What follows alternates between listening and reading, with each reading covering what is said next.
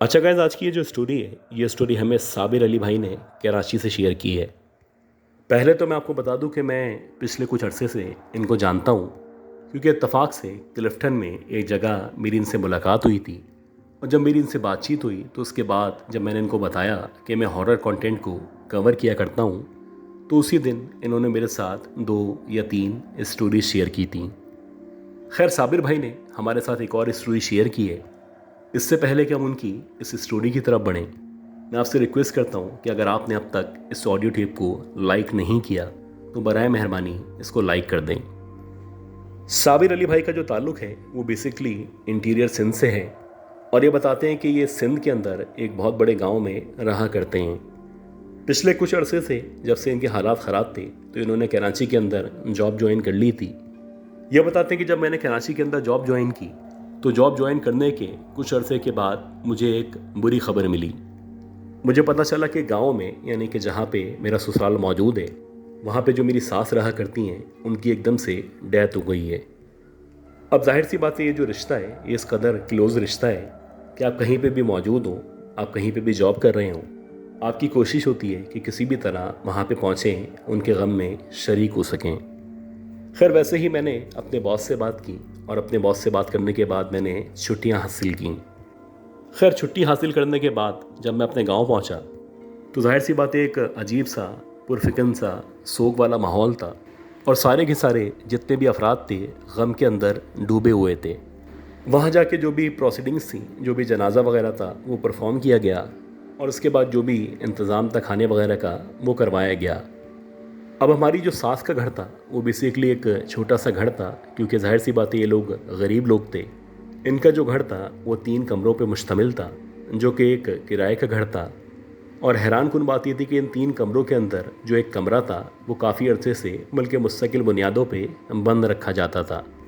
अब जाहिर सी बात ये एक बहुत ही पर्सनल सी बात थी, तो मेरे अंदर भी आदत नहीं थी कि मैं वहाँ जाऊँ, उनसे पूछूँ कि ये क्यों बंद रखा जाता है। खैर, एक दफ़ा ऐसा हुआ, यानी कि उन 3 दिनों में जब मैं वहाँ पे मौजूद था, तो जुम्मे का दिन था, और इंतकाल के दूसरे दिन जितने भी लोग थे सारे के सारे अपने घरों को जा चुके थे। इत्तेफाक से मैं, मेरी वाइफ, मेरी साली, मेरा साला घर में मौजूद थे, और मेरे अलावा जितने भी लोग थे सारे के सारे अपने अपने कामों में बिज़ी थे। जाहिर सी बात है, तीसरे दिन स्वयं का इंतज़ाम किया गया था, और उससे पहले जो भी काम वगैरह होते हैं वो अंजाम दिए जा रहे थे।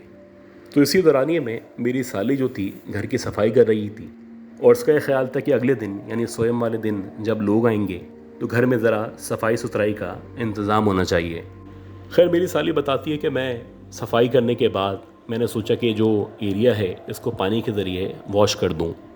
मैं इत्तेफाक से बाहर की तरफ किसी से बात कर रहा था, और मेरी साली अंदर जो फ़र्श था उसको धो रही थी।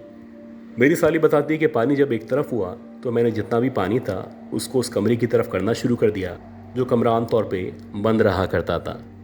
अब जैसे ही उसने अपनी इस नाकिस अकल की वजह से इस पानी को उस कमरे की तरफ किया, तो इस पानी को उस तरफ करने की वजह से ऐसा लगा कि उस कमरे के एकदम से दरवाजे खुले हैं। ना सिर्फ दरवाजे खुले हैं, बल्कि अगले ही लम्हे साली बताती है कि उसको ऐसा लगा कि कोई अजीब सी ताकत है जिसने उसको दोनों हाथों से पकड़ रखा है, और वह इसको बालों के ज़रिए या मुख्तलिफ़ तरीक़ों से खींच के कमरे के अंदर ले जाना चाहती है। मेरी साली को जब यह महसूस हुआ जैसे उसको कोई खींच रहा है और उस कमरे के अंदर जाने पे मजबूर कर रहा है, तो उसने एकदम से चीखना शुरू कर दिया। अब जैसे ही मेरी साली ने चीखना शुरू किया तो हम जो भी लोग थे, यानी मैं, मेरी वाइफ और मेरा साला, सारे के सारे भागते हुए घर के अंदर आए या उस कमरे के सामने आए। तो हमारी आंखों के सामने ऐसा लग रहा था कोई नादीदा क़ुव्वत जिसको हम नहीं देख सकते, वो इसको बालों से पकड़ के कमरे के अंदर खींच रही है।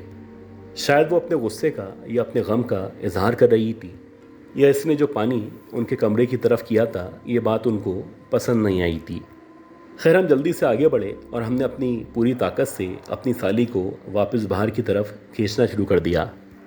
इसी दौरानिए में मेरी जो साली थी वो तकरीबन कमरे के अंदर जा चुकी थी, और उसका यह कहना था कि जब वो अंदर की तरफ गई तो उसको ऐसा लग रहा था कि 5-6 औरतें कमरे के अंदर की तरफ मौजूद हैं। और सबसे हैरान कुन बात ये थी कि एक तरफ ऐसा लग रहा था जैसे कोई पुरानी सी डॉल रखी हुई है। उससे ज़्यादा हैरानी की बात ये थी कि जो पुरानी सी डॉल वहाँ पे रखी हुई थी उस डॉल का जो सर था या उसका जो ऊपर का हिस्सा था वो मौजूद नहीं था। खैर, हमने जब उसको बाहर की तरफ खींचा तो हमने खैरियत से पूरी ताकत के साथ उसको बाहर निकाल लिया। इसी दौरानिए में वो जो दरवाज़ा था, जब हमने उसको बाहर निकाला तो खुद ब खुद बंद हो गया। ऐसा लग रहा था जो भी अंदर मौजूद है उसने बाकायदा दरवाजे को अंदर से लॉक कर दिया है। खैर, हमने इसको बाहर खींचा। बाहर खींचने के बाद इस पर दम दुरूद किया। तब कहीं जाके 2 से 3 घंटों के अंदर अंदर इसकी जो तबीयत थी वो कदरे बेहतर हुई। अब ये जो कुछ हुआ था ये इतना आनन फानन हुआ था कि हमारी समझ ही नहीं आया कि जो कुछ हमने देखा है या जो कुछ हुआ है इसकी कोई हकीकत भी है या नहीं। खैर, उसके कुछ टाइम बाद यानी जब मगरिब का टाइम हुआ तो इत्तेफाक से हमारी मस्जिद के जो इमाम साहब थे वो ताज़ियत करने के लिए हमारे घर आए हुए थे। और जब वो हमारे घर आए और हमारी उनसे मुलाकात हुई तो हमने इन इमाम साहब से कहा कि ऐसे ऐसे अभी कुछ देर पहले एक वाक़या हुआ था और ये जो कमरा जो कि काफ़ी अरसे से बंद रहा करता है, इस कमरे में से किसी कुव्वत ने मेरी साली को अंदर की तरफ खींचा था। खैर, वो जो भी इमाम साहब थे उन्होंने अपने तौर पे इसका जगह का जायज़ा लिया और जायज़ा लेने के बाद उन्होंने कहा कि मेरा आपको मशवरा है कि जो भी ताकत या जो भी कुव्वतें अंदर मौजूद हैं उनके साथ किसी भी किस्म की छेड़म छाड़ी ना करें। अंदर जो ताकतें मौजूद हैं, आपकी जो ताकत है उन ताकतों से बहुत ज़्यादा कम है। तो बेहतर यह है कि अंदर जो भी रहा करता है उसको वहीं रहने दें। उसकी रिहाइश में या उसके किसी काम में किसी भी किस्म की परेशानी या मुश्किल पैदा करने की कोशिश ना करें। अगर आप दोबारा से उनको तंग करेंगे, परेशान करेंगे या किसी भी सूरत पानी वगैरह उनके कमरे में दाखिल करने की कोशिश करेंगे तो हो सकता है कि अब की बार जब आपकी साली अंदर जाए तो वो वहाँ से वापस ना आ सके। ये इतनी अजीब सी बातें थीं जो मेरे लिए ना सिर्फ हैरान कुन थीं बल्कि मेरे जो ससुराल वाले थे शायद उनको पहले से ही अंदाज़ा था कि ये जो घर है, इस घर के अंदर ये जो आखिरी वाला कमरा है ये बहुत ज़्यादा खौफनाक और हॉन्टेड कमरा है। इस वाक़े के बाद से काफ़ी अरसे तक मेरे जो ससुराल वाले थे यानी जो भी लोग बचे थे वो वहाँ पे रहते रहे। लेकिन इनकी पूरी कोशिश होती थी कि जो आखिर वाला कमरा है, ख़ास तौर पे ये जो कमरा जिसको बंद रखा जाता है, इसकी तरफ जाने से या इसकी तरफ देखने से परहेज़ करें। अजीब बात ये थी कि जो मेरी साली थी जिसके साथ ये वाक़या पेश आया था यानी जिसको पकड़ के अंदर की तरफ खींचा गया था, उसकी तबीयत तकरीबन 14 से 15 दिन तक शदीद ख़राब रही थी। खैर, सच्ची बात है कि उसके बाद से मैंने भी तौबा कर ली थी। ख़ास तौर पे मगरिब के बाद अपने ससुराल की तरफ जाने से परहेज़ किया करता था। कभी कभी आपको मजबूरी में, गुर्बत में या मुश्किल हालात में ऐसी ऐसी जगहों पर रहना पड़ता है जिन जगह रहने के बारे में कभी भी आपने ना ही सोचा होता है और ना ही आप कभी भी रहना चाहते हैं। ये बताते हैं कि इनके गांव में, जिस गांव से बेसिकली ये बिलोंग किया करते हैं, इस तरह की बहुत सारी जगहें, बहुत सारे पॉइंट्स मौजूद हैं जिनको ना सिर्फ हाउंटेड तस्वुर किया जाता है बल्कि कहा जाता है कि अक्सर रात के औकात में जब भी कोई वहाँ पे जाता है या वहाँ जाने की कोशिश करता है तो उनका सामना किसी न किसी तरह इस तरह की मखलूक़ात से हो ही जाता है।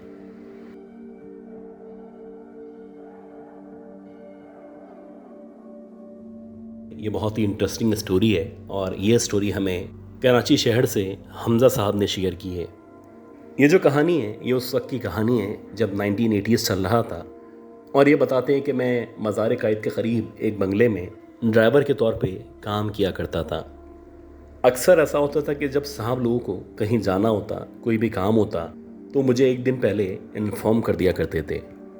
लेकिन एक रात ऐसा हुआ कि इनको किसी इमरजेंसी की वजह से अपने एक अजीज़ के यहाँ जाना पड़ा और जब हम वहाँ से फ्री होने के बाद वापस आए तो रात के तकरीबन 1-1:15 बजे का टाइम हो चुका था।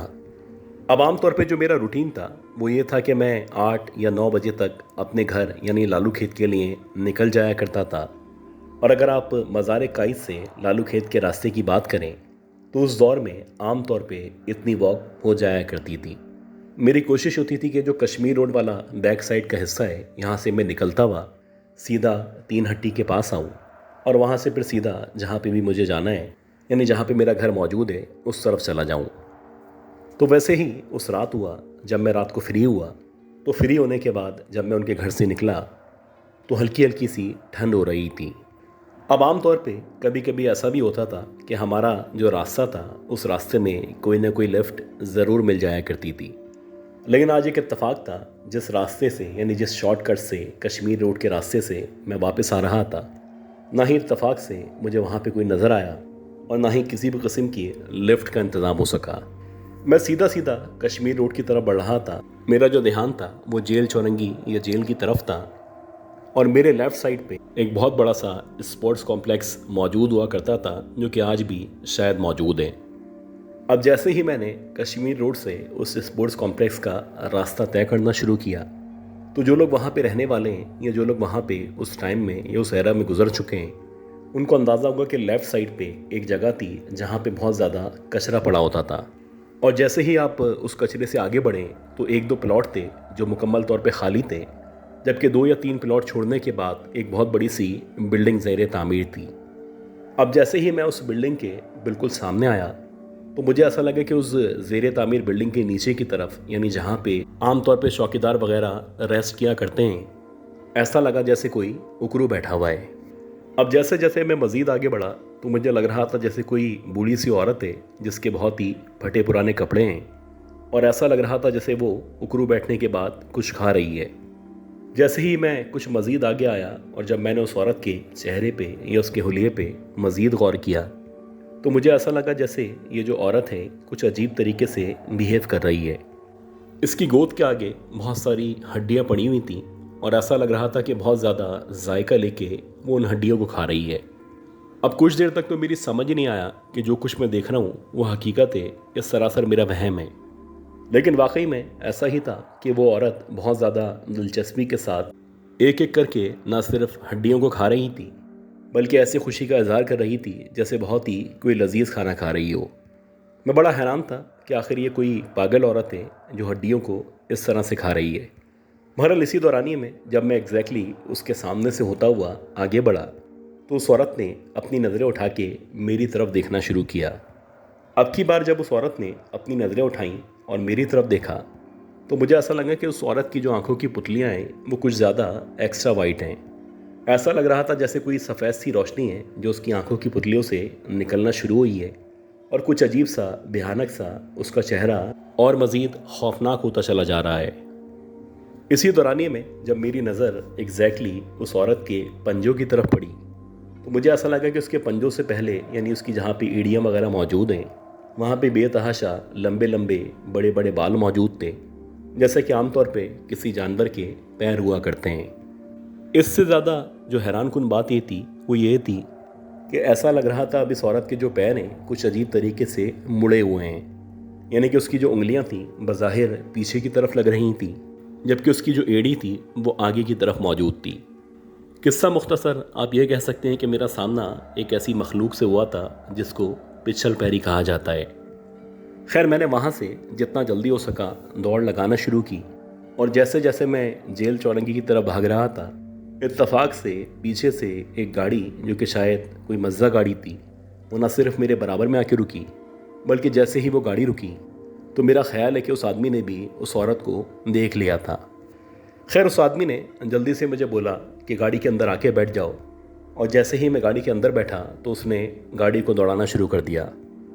अल्लाह जानता है कि कुछ आगे जाके, यानी जेल चौरंगी को या जेल को क्रॉस करने के बाद जो एरिया था, जब उसने उस गाड़ी को वहाँ पे जाके रोका तो उसने भी मुझे यही बताया कि उसने भी उस जगह पे ऐसी ही औरत को देखा था जिसके पाँव उल्टे थे। खैर, वहाँ से निकलने के बाद जब मैं अपने घर पहुँचा तो घर पहुँचने के बाद मुझे काफ़ी देर तक अजीब सी तबीयत महसूस होती रही। ऐसा लग रहा था जैसे कोई अजीब सा भारीपन है जो मुझे महसूस हो रहा है, और कभी कभी ऐसा लगता कि मेरे सीने पे कोई चढ़ के आके बैठ चुका है। खैर, इसके बाद से 2 या 3 दिन तक मेरी जो तबीयत थी वो शदीद ख़राब थी।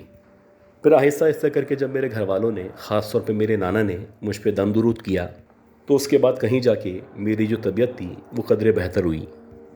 ये जो कश्मीर रोड वाला हिस्सा है, या ख़ास तौर पे स्पेसिफ़िकली ये जो स्पोर्ट्स कॉम्प्लेक्स है, इसके सामने जितना भी एरिया मौजूद है, इस एरिया के बारे में बहुत सारी इस तरह की कहानियाँ, बहुत सारे किस्से मशहूर हैं, और बहुत सारे लोगों ने ये भी कहा है कि अक्सर रात के औकात में या स्पेसिफ़िकली पूरे साल की कोई एक रात ऐसी होती है जिस रात में कोई ना कोई औरत वहाँ पे खड़ी हुई लिफ्ट मांगा करती है। गाइस, अगर आपको याद हो, कुछ अरसे पहले मैंने एक स्टोरी शेयर की थी जो कि कश्मीर रोड की ही स्टोरी थी। और उस स्टोरी में अगर आपको याद हो कि मैंने बताया था कि एक साहब थे जिन्होंने हमारे साथ ये स्टोरी शेयर की थी। उनके वालिद एक बहुत बड़े गवर्नमेंट ऑफिसर थे। उनकी जो रिहाइश थी, क्योंकि वो कश्मीर रोड से जो रोड अंदर जाया करता है जो कि तारिक रोड की तरफ बढ़ता है उसी तरफ थी। तो अक्सर ऐसा होता था कि जब वो शहर से आ रहे होते थे, ख़ास तौर पे गुलशन इकबाल की तरफ से या फिर लियाकताबाद नाज़िमाबाद की तरफ से जब वो ट्रैवल करते थे, तो उनकी कोशिश होती थी ये जो कश्मीर रोड वाला हिस्सा है यहाँ से रोड लें और अंदर की तरफ मुड़ जाएं। तो वैसे ही एक रात थी और रात के तकरीबन 2 या 2:30 बजे का टाइम था। अच्छा, ये सब बताते हैं कि इनके जो फादर थे वो शुरू से ही थोड़े से शौकीन टाइप के थे, और जब भी इनको कोई इस तरह का मौका मिलता या इस तरह की कोई बात होती तो वो कोशिश करते थे इसको भरपूर तरीके से अवेल करें। वैसे ही एक रात थी, रात के 2 या 2:30 बजे का टाइम था।